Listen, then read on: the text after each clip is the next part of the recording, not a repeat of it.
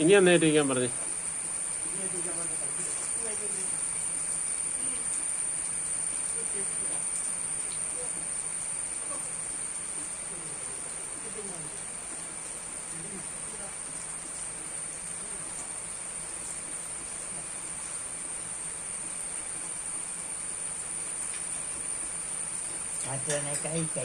കൈക്കും തന്നെ നീളം കൂടുതൽ.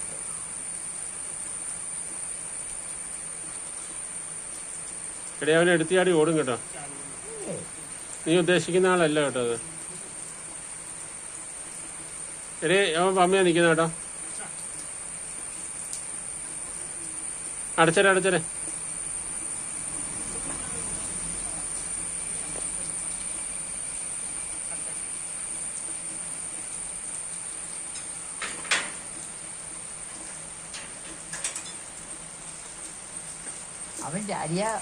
അവൻ ഓടും നിന്നു